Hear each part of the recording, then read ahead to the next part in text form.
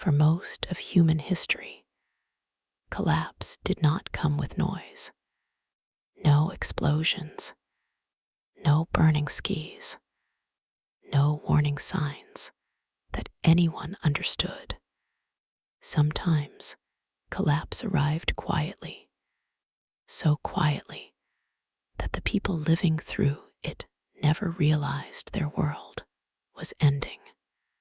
A world that was working long before cities, long before kings, and long before writing. Humans had already built something fragile but impressive. They had trade routes stretching hundreds of miles. They shared tools, stories, and survival knowledge. They followed seasonal patterns with precision. This was not a chaotic world. It was balanced. Small groups depended on one another without knowing it. One group hunted. Another gathered rare plants. Another knew the land better than anyone else. Together, they formed invisible networks that kept humanity alive. No walls, no governments, no written laws, just trust, memory, and routine. And then something broke. The first strange signs. It did not begin with death. It began with absence. Hunters returned empty-handed more often. Familiar animal paths went quiet. Seasonal plants failed to appear where they always had. At first, no one panicked. Nature had always been unpredictable. But this time, the changes did not correct themselves. They stacked. One bad season became two. Two became many. And something far more dangerous than hunger began to spread. Confusion, the vanishing knowledge, one of the greatest strengths of prehistoric humans was memory. Elders remembered where water flowed during droughts. They remembered migration paths. They remembered what to eat when nothing else grew. But memory depended on people, and people were beginning to disappear. Not in mass graves, not in sudden events. Groups simply stopped arriving. A trading partner failed to return. A seasonal meeting never happened. A known shelter stood empty. Each loss removed a piece of shared knowledge. Humanity did not collapse all at once. It unraveled, a chain reaction nobody understood.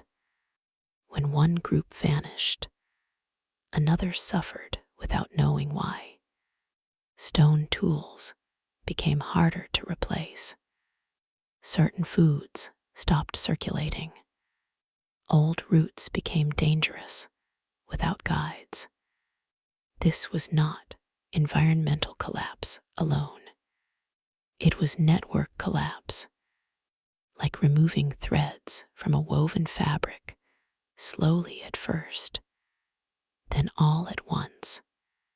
The system humans depended on was too complex to see and too fragile to survive disruption. No enemy to fight. That was the most terrifying part. There was no enemy, no invading force, no obvious disaster, no single moment to point to, just a growing sense that the old rules no longer worked. People tried the same survival strategies they had used for generations. They failed, not because they were wrong, but but because the world around them had quietly changed. The silence between generations. Children born during this time grew up without certainty. They did not know the old paths. They did not know the old abundance. They did not know the old safety. Elders struggled to teach lessons that no longer applied. Go there in spring. There will be water here. This animal always returns. But now, those instructions led to empty land. Authority weakened. Trust weakened. And without realizing it, humanity entered a dangerous phase. A world where knowledge aged faster than experience. The psychological breaking point. Hunger alone does not break societies. Uncertainty does. When people can no longer predict outcomes, fear replaces logic. Groups became cautious, then suspicious, then isolated. They stopped sharing information, stopped traveling, stopped helping outsiders. What once made humanity strong, cooperation became rare. Survival turned inward, and inward survival always shrinks populations. Evidence without answers. Today, scientists see this collapse in strange ways. Sudden drops in archaeological sites, gaps where tools should exist, regions abandoned for centuries with no clear cause, no mass extinction layer, no obvious climate spike, no single explanation that fits everywhere, just disappearance, a slow fatting of human presence across vast areas. The uncomfortable truth, the most unsettling possibility is this: humanity may not have collapsed because of nature, but because its own systems became too interconnected to survive stress. A prehistoric version of systemic failure. No warning, no recovery plan, no understanding of what was happening. By the time people realized something was wrong, the collapse was already complete. A question still unanswered. Why did this collapse happen so suddenly? Why did humans survive countless dangers but struggle here? Why does the evidence show withdrawal instead of destruction? And most importantly, could it happen again?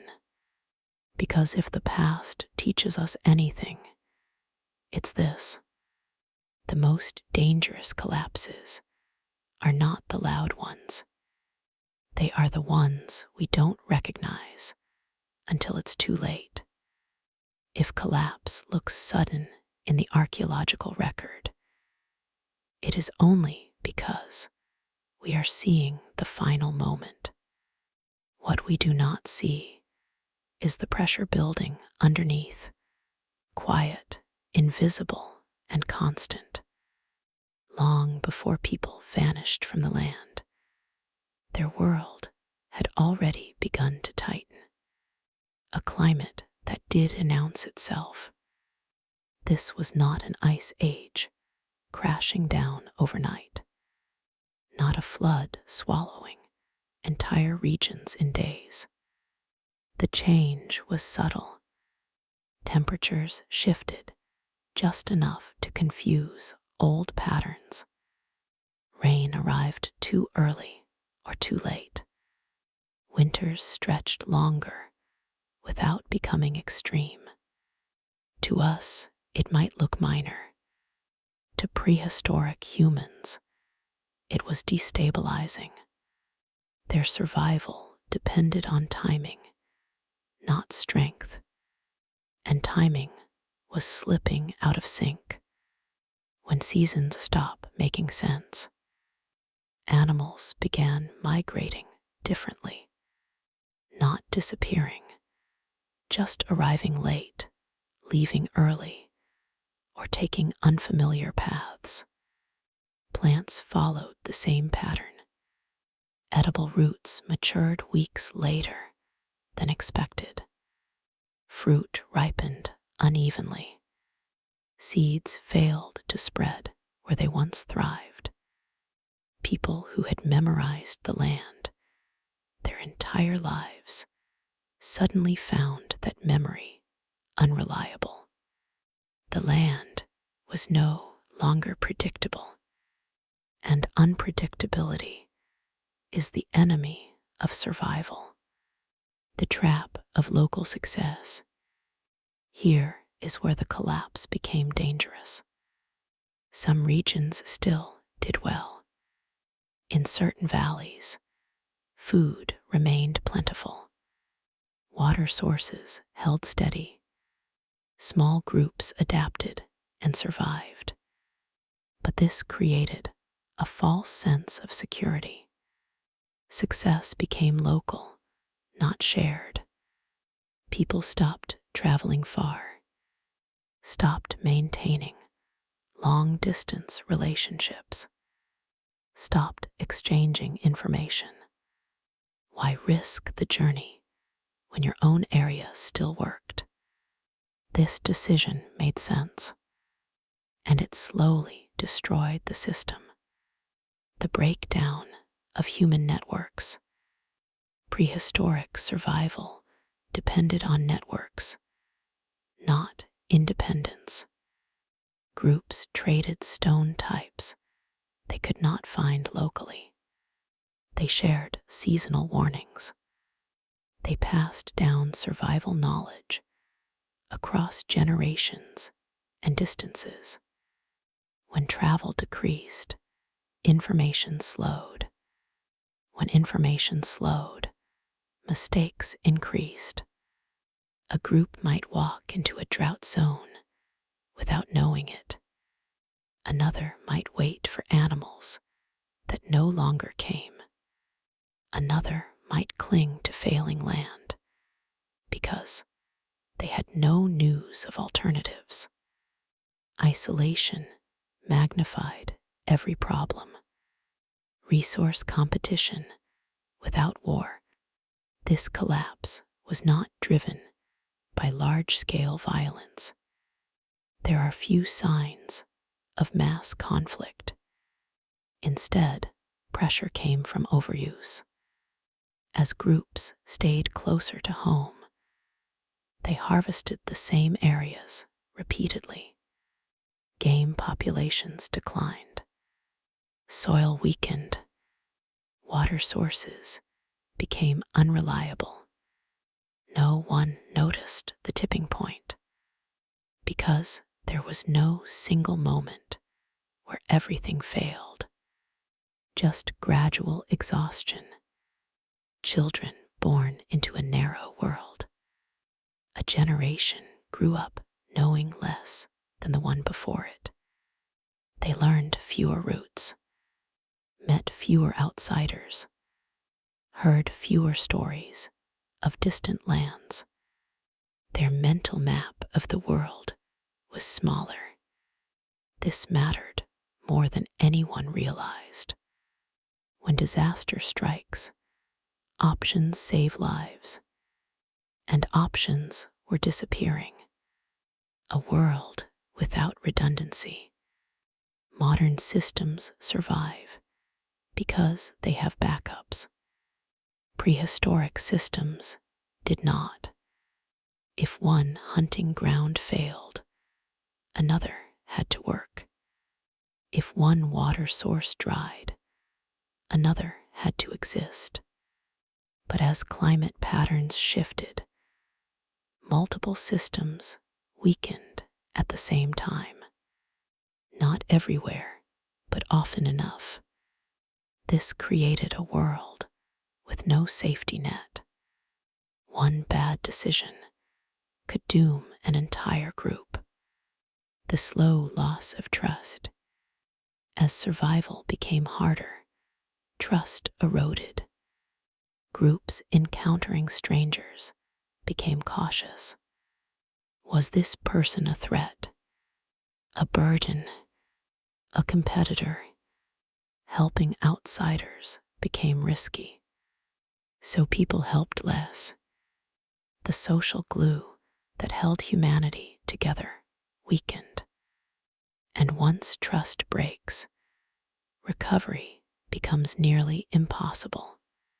Why we don't see panic? You might wonder, why didn't people react faster? Why didn't they migrate sooner? Because from inside the collapse, it did not feel dramatic. Each year felt only slightly worse than the last. Humans are remarkably good at adapting to gradual decline until they suddenly cannot. The invisible threshold. Every system has a breaking point, a level of stress beyond which recovery is impossible. For prehistoric humans, that threshold was crossed quietly. No marker, no signal. One year, a group failed to recover from losses. Then another, and suddenly, entire regions emptied. What remains in the ground?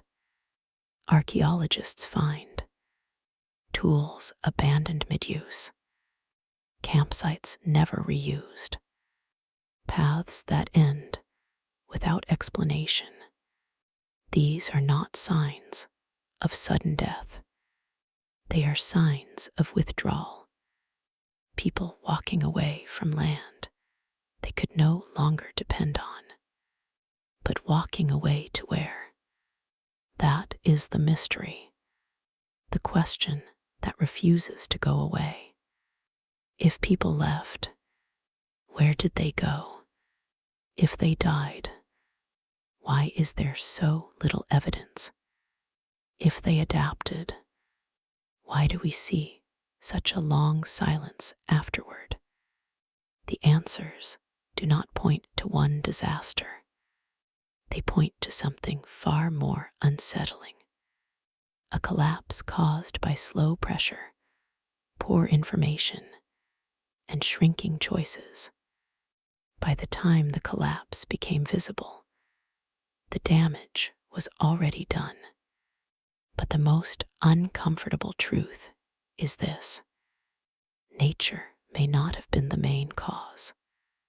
Humans may have accelerated their own disappearance without realizing it. Success that became a trap. For tens of thousands of years, humans survived because they were good at one thing: adaptation. They adjusted tools. They changed diets. They moved when needed. But this time, adaptation worked too well at first. As food became less predictable, people intensified their efforts. They hunted more frequently. They harvested more aggressively. They stayed longer in the same places. Each action made sense in the short term. Each one weakened the system long term. Overfamiliar land becomes dangerous. When people stop moving, land suffers. Animals learn human patterns and avoid them. Plants fail to recover between harvests. Water sources degrade from constant use. Nomadic life had once protected ecosystems. Now shrinking movement zones turned balance into pressure. The land didn't collapse suddenly. It became tired, and tired land does not warn you. It simply stops giving. The illusion of control. Humans believed they were still in control. They still hunted, still gathered, still built tools, but the margin for error vanished. One failed hunt meant hunger. 2 meant weakness. 3 meant death. Survival became a daily gamble, and gambling favors no one for long. Knowledge became a liability. This is difficult to accept. The very knowledge that once saved humanity began to fail it. People relied on remembered patterns. This valley always works. These animals return every year. This route is safe. But when the environment changed, old knowledge became dangerous. Those who trusted tradition suffered more than those who questioned it. And questioning elders was not easy. A breakdown between generations. Elders lost authority, not because they were wrong, but because reality no longer matched their lessons. Young people noticed. Instructions led to failure. Advice led to hunger. Stories no longer aligned with experience. This created tension, not rebellion, but quiet doubt. When belief collapses, cooperation soon follows. Smaller groups, smaller chances. To reduce competition, groups split. Families broke away. Bands shrank. Isolation increased. At first, this reduced conflict. Later, it removed resilience. Small groups cannot survive bad years.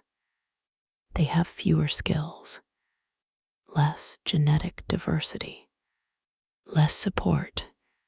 One injury, one illness, one harsh season, and the group ended. The silent roll of disease. There is no dramatic evidence of pandemics, but disease does not need mass death to shape history. Malnutrition weakens immune systems. Stress increases vulnerability. Poor sanitation spreads illness quietly. Children died more often. Elders died sooner. Recovery slowed. The population declined not from catastrophe, but attrition. Why we don't find bodies? This question confuses many people. If so many died, where are the remains? The answer is uncomfortable and simple.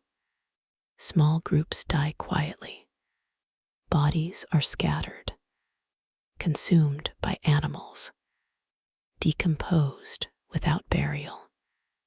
No mass graves, no markers, just absence. A world that forgot itself. As populations thinned, human presence faded. Fires went unlit. Paths vanished. Campsites returned to forest. Nature reclaimed land faster than memory could record it. Within generations, entire regions appeared untouched, as if no one had ever lived there. The survivors were not the strongest. Those who survived did not dominate. They adapted by becoming smaller, quieter, and more cautious. They avoided risk. avoided conflict, avoided large gatherings. This slowed innovation, but it kept them alive. Civilization was not advancing, it was hiding, a long silence in the record. For centuries, sometimes thousands of years, human traces disappear. Then slowly they return. New tools, new movement patterns, new ways of living. Not because conditions improved quickly, but because the system reset. The pressure eased only after populations dropped enough. The terrifying pattern. This pattern appears again and again in human history. Growth, stress, overuse, isolation, collapse, silence, restart. But this may have been the first time humanity experienced it. And the lesson was learned the hard way. A question that still haunts us. Did humans almost disappear because they failed to adapt, or because they adapted in the wrong direction? And if survival once turned against itself, what does that say about our future? One of the strangest facts about this prehistoric collapse is not that people disappeared. It's that they stayed gone. Across vast regions, humans left and did not return for hundreds, sometimes thousands of years, even when conditions improved, even when food returned, even when the land healed. This silence is one of the greatest mysteries in early human history. Places that should have been reused. Archaeologists expect reuse. Humans are practical. If a place once worked, if it had water, animals, shelter, people usually come back. But in this collapse, that pattern breaks. Entire valleys sit empty. Caves go unused. Old camps are never rebuilt, not because the land was destroyed, but because something else changed. The fear of failed land. For prehistoric people, land was not just geography. It had memory, a place where children died, a place where food failed, a place where survival collapsed. Those memories mattered. Returning was not logical, it was emotional. Why risk it again, especially when survival already felt fragile? Migration without maps. When groups left, they did not migrate with plans. They moved away from failure. This is important. They were not exploring, they were escaping. Without maps, without knowledge of distant lands, people followed rivers, coastlines, and animal paths. They spread thin, and thin populations rarely return backward. The loss of anchors. Certain places act as anchors in human movement. Seasonal meeting grounds, trade crossroads, shared shelters. When these anchors failed, movement lost direction. Groups drifted, and drifting populations do not form stable traditions. Once gone, the idea of home faded. A cultural break, not just a physical one. This collapse was not only about food, it was about meaning. Stories tied to places stopped being told. Rituals tied to seasons stopped making sense. Landmarks lost significance. When culture breaks, return becomes unlikely. You cannot go back to a place that no longer fits your worldview.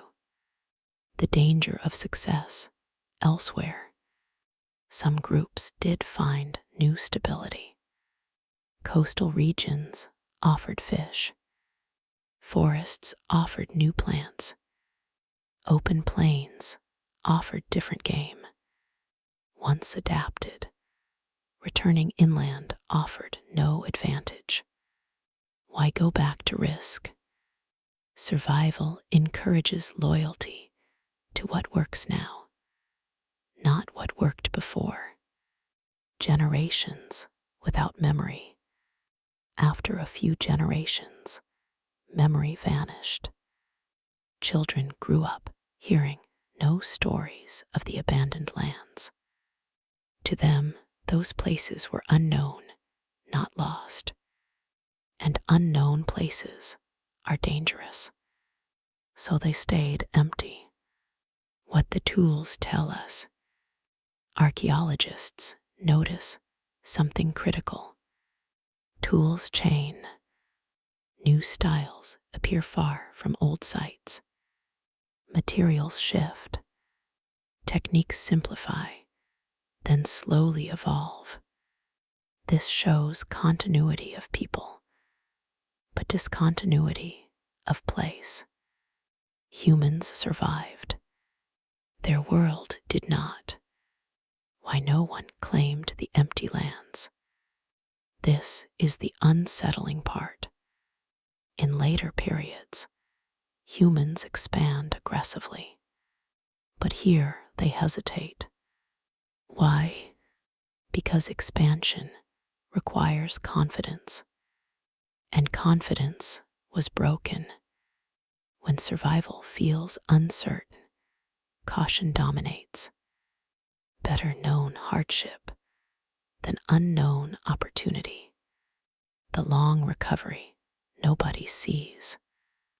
Recovery did happen, but slowly.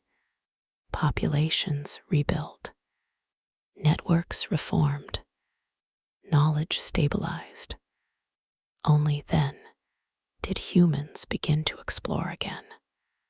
By the time they returned, the old collapse was myth, if remembered at all. The archaeological gap that still confuses us. This is why we see gaps. Not because nothing happened, but because nothing returned. Human absence is not always extinction. Sometimes it is avoidance. The warning hidden in the silence. This part of the collapse carries a warning. Human systems can break confidence so deeply that even recovery feels unsafe. And when that happens, growth stops, exploration stops, innovation pauses. Looking back, it is tempting to believe this collapse was unavoidable. Climate shifted, resources declined, people disappeared, case closed. But history is rarely that simple. When scientists examine this period closely, a disturbing question emerges. Did humans make choices that pushed them past the point of no return? The illusion of no alternatives. From inside the collapse, options looked limited. Stay and struggle. Move and risk the unknown. Neither felt safe, but survival decisions are often shaped not by reality, but by perception. People did not know how large the world was. They did not know how different other regions might be. They did not know how temporary the crisis could be. Fear narrowed choices, and narrow choices reduce survival odds. What flexibility could have changed? Humans survived previous challenges because they stayed flexible. They changed diets quickly. They mixed strategies. They maintained wide networks. During this collapse, flexibility shrank. Groups became specialized, relying heavily on specific animals or plants. Specialization brings efficiency, but efficiency is fragile. When one resource fails, everything fails. The cost of breaking networks. One of the most damaging choices was isolation.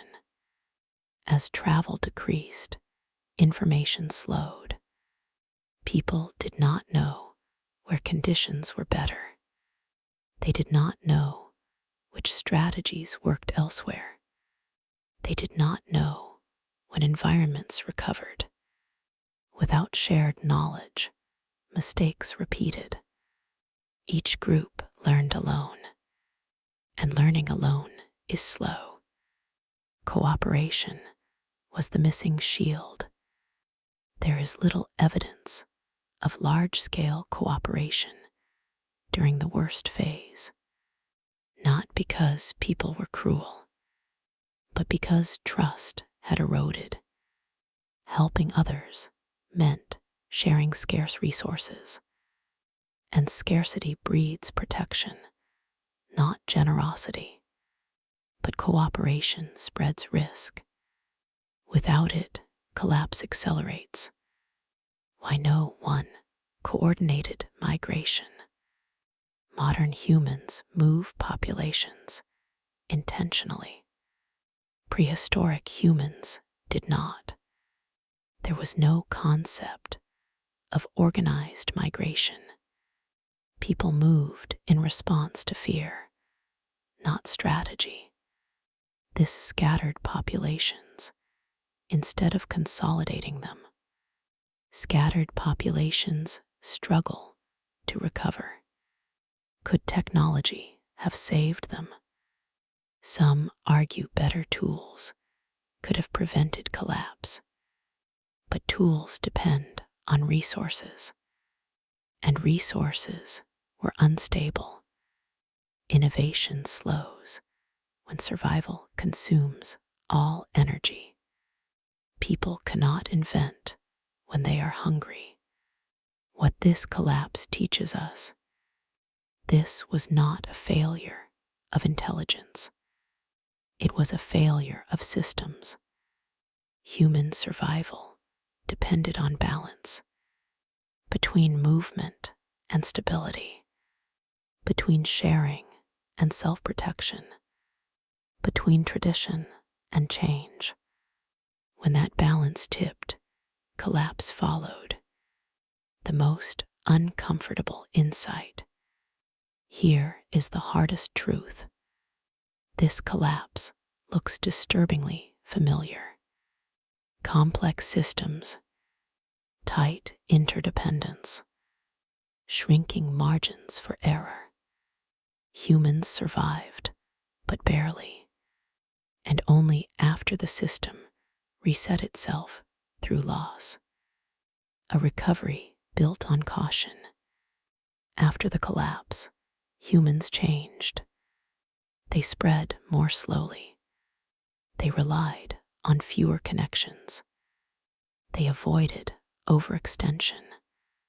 Progress slowed, but survival improved. It was not advancement that saved humanity. It was restraint. The collapse as a teacher. This prehistoric collapse did not end humanity. It shaped it. It taught caution. It taught limits. It taught the danger of unchecked growth, lessons learned in silence, paid for with absence. The question we cannot escape: if collapse was partly a result of human choices, then survival was also a choice.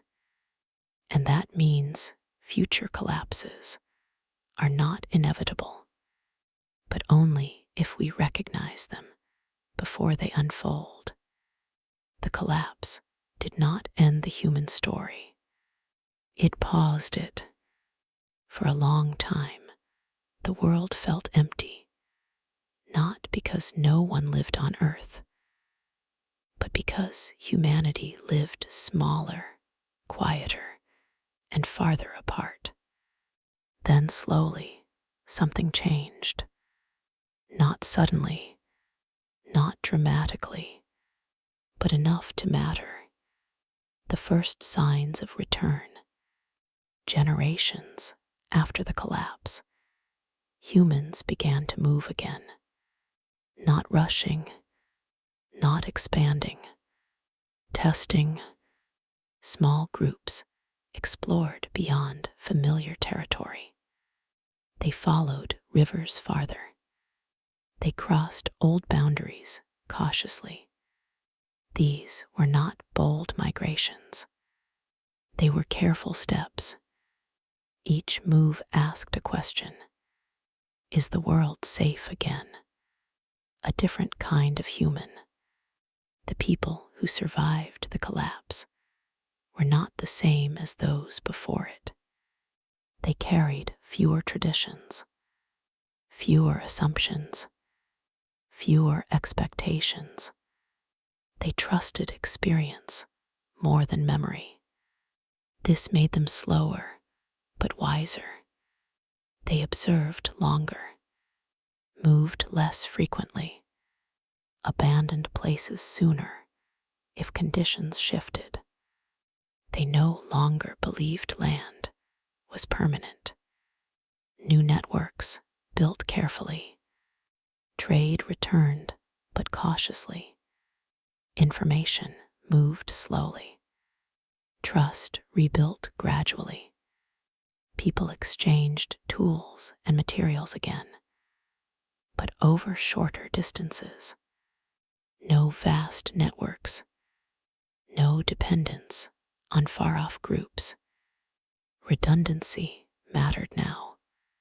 If one connection failed, another existed. The system had learned. Technology restarted from simpler routes. Interestingly, tools became simpler at first, not because humans forgot how to make complex ones, but because simplicity was reliable. Simple tools are easier to repair, easier to replace, easier to adapt. Innovation returned only after stability did. This reversed the old pattern. Survival first, progress later. The return of shared knowledge. Storytelling changed. Instead of tales about abundance, stories warned of loss. Don't rely on one place. Don't ignore changes. Don't forget how quickly things can fail. Memory became a defense. Collapse became myth. And myth carried lessons that data could not. Population growth with limits. Humans did grow again. Slowly, they avoided overpopulation, avoided exhausting land, avoided pushing systems too far. When pressure increased, people moved earlier, not because they had to, but because they remembered what happens when you wait too long. Why this time was different. The key difference after the collapse was awareness. Humans understood vulnerability. They knew survival was not guaranteed. This changed behavior more than any tool or climate shift ever could. Confidence was replaced by caution, and caution saved lives. The land that was finally reclaimed. Eventually, some abandoned regions were resettled. Not as before. People spread out more, used land lightly, left when signs of stress appeared. These lands did not become centers. They became temporary homes, and that made all the difference. The silent impact on future civilizations. This collapse left no monuments, no writings, no recorded dates, but its influence lasted thousands of years. Later civilizations grew slowly. They diversified food sources. They stored surplus. They planned for bad years. Even agriculture, when it arrived, was shaped by caution. Humanity never fully forgot this early lesson. The collapse we almost don't see. Because it didn't end us, we often overlook it. But this collapse may have been one of the most dangerous moments in human history, not because it killed the most people, but because it nearly erased our future before it began. A civilization that chose survival over speed. This is the quiet victory of humanity. We didn't dominate the world immediately. We learned to live within it first. Only later did complexity return. And when it did, it carried scars. The final question before the end. If early humans could rebuild after nearly disappearing, what does that say about us? Will we recognize our own warning signs? Or will we repeat the same pattern? Thinking collapse always looks dramatic until it does. The collapse we have been exploring did not end with empty lands. It continued quietly inside the human mind. A collapse without an ending. Most people think collapse is an event, something dramatic, something visible, something loud. But the prehistoric collapse we traced was not like that. It had no clear beginning, no final moment, no single cause. And because of that, its lessons are easy to ignore. That makes it dangerous. Why this collapse matters today. The world that collapsed long ago was smaller than ours. Fewer people, simpler tools, less technology, yet the structure was familiar. Interconnected groups, shared resources, dependence on predictable systems. When those systems weakened, collapse followed, not because people were foolish, but because they didn't recognize the warning signs in time. The same blind spot. Humans are good at reacting to sudden threats. Predators, storms, violence, but we struggle with slow change. Gradual shifts feel manageable until they are not. This is the same blind spot that allowed the prehistoric collapse to unfold unnoticed. The danger didn't arrive screaming. It arrived whispering, the illusion of stability. Before collapse, life felt normal. People still ate, still hunted, still gathered, just with more effort. That illusion of continuity delayed action. No one wants to abandon a working system, especially when it appears to be working just enough. This hesitation cost humanity generations. What survival really requires. Survival is not strength. It is awareness. The prehistoric survivors did not win by dominating nature. They won by accepting limits. They moved earlier, simplified life, reduced risk.